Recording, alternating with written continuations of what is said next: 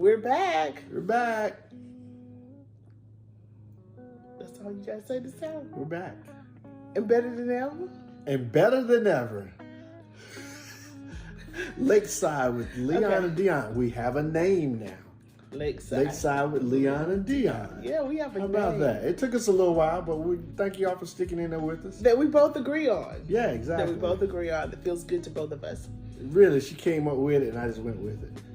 No, I've come up with some other names that he's like downplayed and yeah, they were pretty bad. Not. They're pretty bad. So this is a sticker. So we're back. All right. Today, guys, and we're going to start with the end in mind, right? The end in mind. We've talked about relationships. We've talked about his needs, her needs, but I want to start with the end in mind today, right? And so and the end is for us because we're very passionate about marriages. We're very passionate about relationships and the success of marriages, especially Christian marriages. Absolutely. And because we represent the creator of everything. I'm going to share some stats, and these are divorce statistics in 2023 that I have. And in 2021, no. Forbes magazine. Oh, Forbes Advisor, I got it from. Okay. In 2021, a total of 689,308 divorces occurred across the 45 U.S. states that report this statistic. During that same year, 1,985,072 marriages occurred, making the U.S. marriage rate 6 per 1,000 people. Wow. We have that dream of getting married. It's almost like the American dream, right? It's part of it. It's part of it. And but we'll talk more about that and where that originates and didn't originate here. But anyway, we'll talk about that. And so, how many marriages end in divorce? So what about the famous statistic that half of all marriages end in divorce? That's true, but only when it comes to first marriages, half of which are dissolved. Second and third marriages actually fail at a higher rate, at a far higher rate. Wow. When do couples get divorced? The average length of a marriage prior to divorce is 8 years. 8. So you get a 7-year itch, and then you start the process, huh? 8-year new beginnings. No, I'm just playing. I need that. She done got all the biblical. New beginnings. Praise the Lord. How long does divorce take, and how much does it cost? Oh wow! And that's just a monetized cost. A monetized cost, not like what does it really cost. Yeah. But we'll talk about that too. We're gonna talk about all this because I'm not gonna get ahead of us. They usually take a year to finalize, and you end up spending an average of $7,000 in politically correct terms to dissolve the union. Now think about that. $7,000. Average of $7,000. I need to go and look up what the average wedding costs. I was going to say the average wedding would cost you. I would guarantee. I know, but I would think that in today's society, that the way people like to put so much emphasis on the marriage, on the wedding day. Excuse me, on the wedding day. It has to be perfect, and it has to have all these different things. I can almost throw it out there. Somebody probably knows the stat that's looking, and they probably can tell me exactly what it is. But I guarantee you, it's no less than $50,000. Candace Brown, you the stats girl. If you see this and you know it, throw it out there for us. I bet you it's no less than $50,000. The average? I bet you. I don't think the average person spends $50,000. When you talk about a wedding that has the dresses and it has the women that are involved, it has the men that are involved. No. We're not gonna get off on that. No, we're not getting off. No, we're not gonna get off on that. But I'm just saying, just think about it. All the stuff that was involved. Think about when we got married over 30 years ago, the amount of money that we spent. We had a small wedding. And it still cost us about $12,000-$15,000. Yeah, I guess. I don't know. Pay for it. Small wedding. We had 500 people. We had a small. Was it 5? I think it was more like 3, honey. Well, that was your family, remember? Because you talked about mine being the one that was going to be the big one. My family was small. Anyway. Your folks showed up. Anyway. So we just talked about that. When do couples divorce? We said 8 years. And we talked about how long it takes. No. It takes 1 year to dissolve. It's $7,000. $7. 1 year, at least $7,000 on average to dissolve. On average, yeah. Wow. What happens after the divorce? A total of 64% of men and 52% of women get remarried again after their marriage has ended. But remember this. That high rate. Half of marriages end. That's from the first marriage. The rate is far higher for second and third marriages. So I wonder why would the rate be higher for that second? We're going to talk about it because you brought all your mess. You didn't get rid of your mess. You brought you. It was a question to toss out. Oh, I'm sorry. You brought you. We didn't just talk about this. You take you with you, and then you took the baggage from everything else. Anyway. And again, I don't know the topic until I sit down. He does not. Anyway, the divorce rate has decreased from a rate of 4.0 to 2.5 since 2000. So it has decreased. Third marriages have the highest divorce rate of 73%. Think about that. 40% of new marriages include a partner who is remarrying. So one of y'all in y'all's second or third or fourth marriage. Yeah, think about it. So in essence, so that number there really speaks to if a person got a divorce and they marry someone else, they marry someone who is new to a marriage. Who's new to marriage. Wow. Interesting. Yeah. 40% of that. Yeah. Fails. Interesting. Yeah. Divorcees are more likely to die earlier than married people. So if they don't get remarried. I wonder why. Divorced men bear the brunt of this increased risk with mortality rates of 1,772 per 100,000 compared to divorced women with a mortality rate of 1,095 per 100,000. The majority of divorcees own their homes. Couples who live together before marriage are more likely to divorce. See, y'all think that's all Christian folks being judgmental. Don't live together because you have a high rate of marriage. No, that's the stats. Couples who live together before marriage are more likely to divorce. Let me just read it. Okay. A total of 57% of couples who did not cohabitate prior to marriage had a union that lasted 20 or more years, compared to just 46% who did live together before tying the knot. Wow. So that's the stats, guys. Argue with the numbers. Having friends. Listen to this. You know your mama used to tell you, be careful who you hang around. Birds of a feather flock together. What else they say? Anyway, they say other stuff about who you hang around. Yeah. And, the billionaires and millionaires have something to say about who you hang around too, right? Oh, yeah, absolutely. But listen to this. Having friends who are divorced increases your risk of divorce. Because you following the Joneses. Yeah, they sitting there telling you about, oh man, you need to free, be divorced, man. Free. I'm free. It's good out here. Girl, it's nice out here. These brothers out here. It ain't good out there, I'm going to tell you. It's a different game. Let's talk about the most common reasons for divorce. Stay home, make it happy there. Couples report many different reasons for ending a marital relationship. However, these are the most common explanations cited by divorced couples. Lack of commitment is the most common reason for divorce. Lack of commitment. 60% of divorced couples cited infidelity as a reason for their divorce. And domestic abuse prompts a divorce in 24% of cases.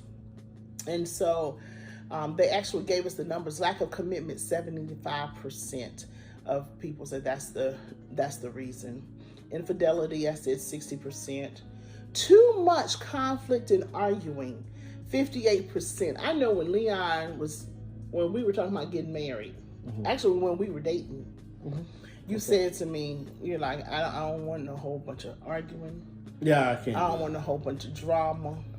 I don't want all that. I grew up around that, my neighborhood, my family, and it was so contentious all the time. It was like you're on a razor's edge all the time. I didn't like living like that. I didn't like being around family that was like that. And so I said to myself, when I grow up and get married, if she's that kind of person, then I can't be with her. But if she's not that kind of person, then we can have a great life And then together. he married me, and I'm like non-conflict, like Perfect. conflict avoidance. I mean, unless I need to, then the clause will come out. But yeah, I'm like conflict somebody mess with those babies. Or you. Or me. You'll see the clause. 45% said the top reason for getting divorced was getting married too young. 37% said financial problems. 35% said substance abuse. 24% said domestic violence. 18% said lack of support from family. That interests me. I would love to know the details on that because, anyway, we'll talk about that later. 17% said health problems. We've been talking about that. Yeah. You know, absolutely. how people, when health problems come up, it's hard, yeah, it's hard on the relationship. 13% said religious differences. And the Bible says don't be unequally yoked. But anyway. Oh, boy. There you go again. It's like the 8 years, but 8 years, new beginnings. Anyway. And 13% said little or no premarital education. And you know what I don't see in this top reason? What do you don't see? Irreconcilable differences. Because it covers something in here. What does it cover? It's when people don't want all their business in the street. Well, they don't want that. But there's a reason for that. It is, but they don't want to say, you know what, I'm not committed to him no more. I'm not committed to her no more. I just want to get away. Okay. And be committed to myself. Or, you know, this person slapped me in my face one too many times and I want to get away. One too many times. But I want to save her reputation. So, irreconcilable differences. So it's irreconcilable. Or, you know, we sit here and argue. We arguing all the time now. There's a lot of conflict. Mm-hmm. You know, I'm just over it. I don't want to live like that. Right? If you would have married me and I would have become that woman, hopefully you would have put irreconcilable differences on the divorce decree so that you wouldn't embarrass me. Yeah, you know, that's a good point. That's, you know, Joseph tried to put Mary aside privily. Because she was... Yeah. And, you know, there's a... You can, I but think you... I see in this also, that. I see a lot of things in this related to disenfranchised grief as well. And that kind of grief that we don't normally grieve, the things that we normally grieve.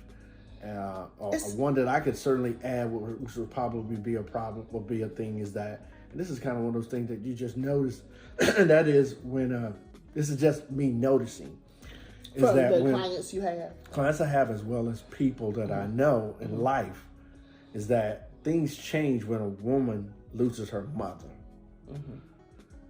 And if she happens to be in any type of relationship that is, and I say marriage, since we're talking about marriage and divorce, if she's in a marriage or in a relationship where it's not satisfying her and hasn't done so in a long time, and I'm not talking about physical needs only, I'm talking about a holistic marriage relationship, they tend to make a relationship change.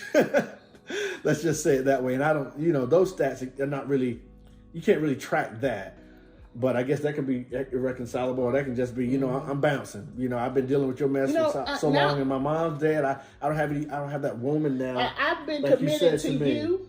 I've been committed to everybody. No one I'm not feeling committed to. Yeah. So it could be like a commitment. You know, I have to go. That's because you said you had that thought and that feel, not to divorce, but you just had divorce, but you had that feel of I don't have to be. I don't have to be something for my mama to be proud of me anymore, or to look up to me, look for me to do well. There was a sense of freedom when I lost my mom. I mean, not that she was a burden, but there was a sense of freedom. I didn't want to get into that, but and me feeling like, oh, are there other things I want to explore and fail at? Yes, and not have to disappoint her. And I think it's the mortality of it all. You know, my mom just passed away. No matter my age, I could be next. Right. Squirrel moment. We're gonna get back on track. And so I'm gonna go do whatever I want to do. Right. I'm gonna go live and life enjoy my life. Exactly. Yeah. But with men, it's a little different though. I don't know, honey. Is it? I think it's different. You haven't lost your mom yet, so. No, I haven't lost my mom yet. But at the same time, I think it would be the men that I know have lost their moms. They're glowing on closer to the women in their lives, because now they don't have that one female that has done so much for them and cared for them in such a way. And so, but observations. Just observations. Nothing from Forbes. That's not from Forbes, no. This one right here, we just talked about this one. I didn't even know it was in here. I don't remember reading this. The final straw causing divorce is most commonly infidelity, domestic violence, and substance abuse. I can see that. And to parse that out, substance abuse is a disease that affects the entire family. Yeah. It's not one person that has it. So does infidelity. I know. I'll get to that. I'm parsing it out. Okay. But that one affects the entire family. Mm-hmm. So a lot of people like to parse it out and say, no, it's his or it's just her issue. No, it isn't. It's the entire family issue, and it should be treated as such. So know that domestic violence, in no way, shape, or form should that be something that you stand for. Whether it's men, most likely being aggressive towards women, if you will, but women also, you don't get to beat your man up either. Because then he gonna stand by and take it. Because that's also domestic violence, and if you have children around, your children are seeing that as well, and so they again are saying to themselves, "That's the model that I can do. I can do that right there." Because he ticked me off enough that I can slap him upside the head. I can do whatever I want. Because he can't hit a woman, because you can't do that nowadays, but because the law nowadays. because the law would, they got that whole, they got in certain states, and I think Georgia is one of them, that if you have something similar to whenever the police go to a call, and if there's any scratches or any bruises on a woman, immediately that man's gonna get the male in the party is gonna get arrested. I think they do that anyway. Well, I'm just saying, but they really tell you that. I want to say it was Georgia. I might be wrong, but it was. But that's crazy. And so then I want to go to this one. Yeah, we'll come back to the others, honey. 66% of men and 74% of women think their partner should have worked harder to save the marriage. So this says to me, 66% of men and 74% of women really kind of wanted somebody to reach out and say, I want you. I want this. I want what we have. Well, there's a thing called selection. And that thing is this. The selection goes like this to me. And that is, everyone wants to be wanted and needs to be wanted and feel like they're wanted and needed. The selection is, I chose you. And I'm going to continue to choose you. Like I was joking with my buddy in the borough recently. And me and him was saying, I've been dating this woman since 17. Since she was 17. She hasn't changed much. Yeah, how about that, y'all? She's still spicy. She's just old and a little thicker. But she's still got a smart mouth.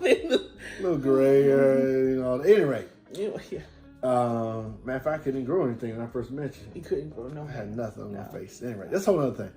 But I think but working hard on a marriage, as we have said we talked about this before, is that our first really 5 to 6 years, we don't even really recall them. I recall some things, because some things were working so hard at being together and trying to build a foundation of our marriage. I would hang out with my boys every now and then. Very rarely. But it was like, no, man, I got a wife now, and I'm staying at the house. We're gonna talk about it. We're gonna figure things out. If I'm frustrated to her, or she's frustrating to her, or she's frustrating to me, we will sit at the house and just be frustrated until we figure this out.